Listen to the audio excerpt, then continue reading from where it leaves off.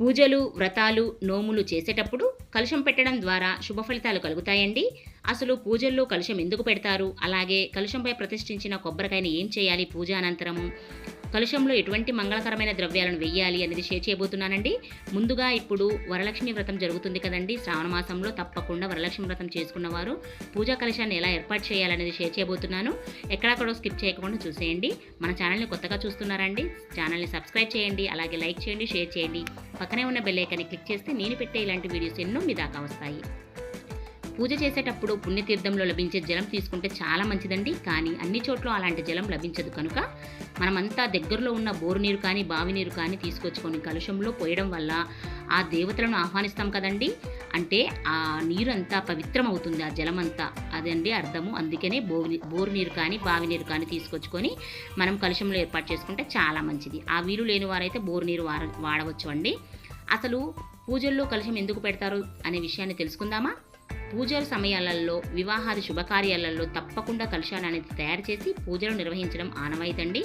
కలశాన్ని ఎందుకు పూజిస్తారు అంటే కలశ పూజ అనేది ఎప్పటి నుంచో వస్తుందండి, ఈనాటిది కాదు. కలశానికి దివ్యమైన ప్రాణశక్తితో నిండి ఉండి జడ శరీరానికి ప్రతీకగా భావిస్తారండి. అంటే ఏంటో తెలుసా? మనము స్వామి అమ్మవార్లకి ఆహ్వానం చెప్తాం కదండి, సాక్షాత్తు కొలువై ఉంటారు ఆ కలశంలో. రాగి కానీ ఇత్తడి కానీ చెంబుని తీసుకోవాలండి. ఇక్కడ వెండి చెంబైనా తీసుకోవచ్చు, ఎవరి వీలును బట్టి వారు తీసుకోండి. ఎప్పుడైనా కూడా స్వామి అమ్మవారు కొలువై ఉండే కలుషం కాబట్టి చక్కగా ఎక్కడ కూడా మరకలు మచ్చలు లేకుండా శుచి శుభ్రత చాలా ముఖ్యమండి పూజల్లో. తర్వాత అందంగా అలంకరించుకోండి. సువాసన భరితంగా ఉండడానికి జవ్వాది పౌడర్ కూడా వేసుకోండి. కుంకుమలో, మనం గంధంలో తప్పకుండా.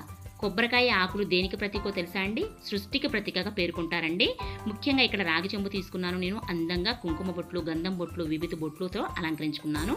ఇక్కడ చూడండి, స్వామి అమ్మవార్ల బొట్లుగా నేను అనుకున్నాను కాబట్టి నేను ఇలా చుక్కలు ఎరుపు రంగు బొట్లతోటి నేను అమ్మవారి బొట్లుగా భావించాను. ఆ స్వామివారి బొట్టు కూడా ఉండాలి కాబట్టి నామం అండి. నామం ఇలా నేను అందంగా అలంకరించుకున్నాను.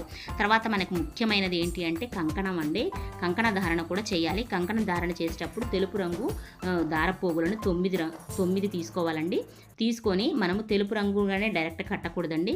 పసుపులో కొంచెం జవ్వాది పౌడర్ వేసేసి మనము కంకణ ధారణ అనేది చేయాలి. కంకణానికి మనం తమలపాకు కానీ మామిడాకు కానీ తీసుకోవచ్చు. నేను ఇక్కడ మామిడాకు తీసుకున్నానండి. గంధం కుంకుమ బొట్లను అలంకరించుకొని ఇలా మనం కలశం చెంబుకి అలంకరించుకున్నాను. ఆ తర్వాత ఒక ప్లేట్ని తీసుకోవాలండి. రాగిది కానీ ఇత్తడిది కానీ తీసుకోండి. వెండి ఉన్నా పెట్టుకోవచ్చు అండి. ఇంకా మన ఏది ఉంటే అదే సౌకర్యంగా ఏది ఉంటే సమీపంలో ఏది ఉంటే అది పెట్టుకోండి. తర్వాత ఇక్కడ అందంగా అలంకరించుకున్న దాని మీద ప్లేట్ మీద 3 పిరికెళ్ళు కానీ 5 పిరికెళ్ళు కానీ బియ్యం వేసుకొని పద్మ ముగ్గు వేయండి. పద్మ ముగ్గు తప్పకుండా వేయండి. కలుషానిలో మనకు స్వామి అమ్మవార్లు కొలువై ఉంటారు కాబట్టి పద్మ ముగ్గు వేసుకొని పసుపు కుంకుమ అక్షంతలు వేసుకొని ఆ పైన మన కలుషాన్ని ఏర్పాటు చేసుకున్నాం కదా, ముందుగానే అలంకరించుకున్నాం కదా, ఆ కలుషం చెంబు పెట్టుకొని శుద్ధ జలాన్ని మనం ఇందులో పోసుకోవాలండి. ఈ శుద్ధ జలంలో ఏమేమి వేసుకోవాలో చూసేద్దామా మరి ఇప్పుడు? నేనైతే బాగున్నానండి, మీరంతా బాగుండాలని మనస్ఫూర్తిగా కోరుకుంటుందండి మీ సుధా మూరంపొడి. ముందుగా మనము కలశం చెంబులో నీటిలో వేసుకోవాల్సినవి పసుపు, కుంకుమ, అక్షంతులు వేసుకున్నానండి. ఆ తర్వాత యాలకులు వేసుకుంటున్నాను, 2 వేసుకున్నానండి. ఆ తర్వాత పచ్చకర్పూరం చాలా ముఖ్యమండి. పచ్చకర్పూరం తప్పకుండా వాడాలి మనం పూజా కలశంలో. మనం పూజలలో వ్రతాలలో తప్పకుండా వాడాల్సిన ఇవి తప్పకుండా వాడాలండి. అందుకే 1-2 సార్లు చెప్తున్నాను. తర్వాత వచ్చేసి ఇక్కడ మనము పచ్చకర్పూరము, జవ్వాది పౌడర్, సెంట్ కూడా వేస్తున్నానండి.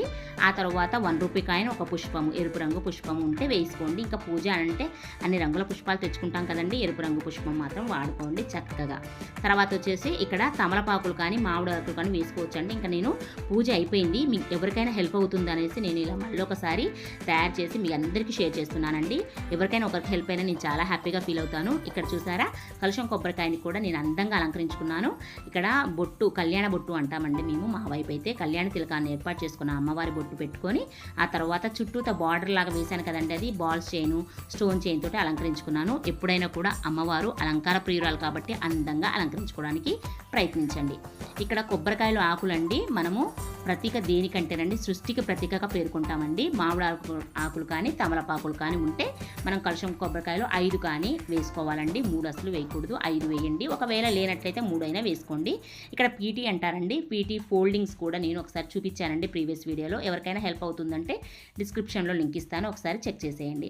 తర్వాత వచ్చేసి ఇక్కడ స్వామివారి నామంని ఏర్పాటు చేసుకున్నానండి. పీటి అంటే కొబ్బరికాయ పైన మనం ఇలా పీటిని వస్త్రాన్ని ఏర్పాటు చేసుకోవాలి. ఇది పీటి అంటారండి మా వైపు అయితే.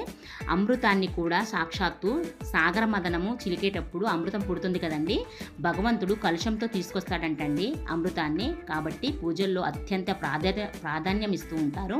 మనమంతా కూడా తప్పకుండా కలుషం పెట్టుకొని పూజ చేసినట్లయితే ఆ ఫలితం రెట్టింపు అవుతుందండి.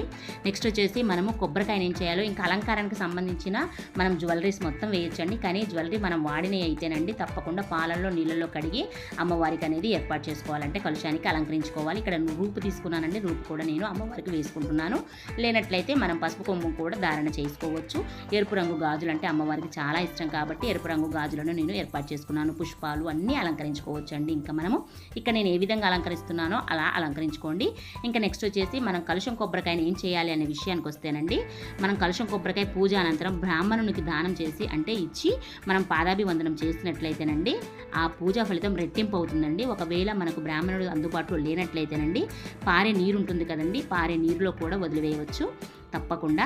ఆ తర్వాత ఒకవేళ పారే నీరు కాలువలు కూడా దగ్గరలో లేనట్లయితే మన పూజా మందిరంలో ఉంచుకోండి. ఎక్కడ పడితే అక్కడ పారవేయకూడదు. మరొక మంచి వీడియోతో మళ్ళీ కలుస్తాను. అంతవరకు సెలవు మరి.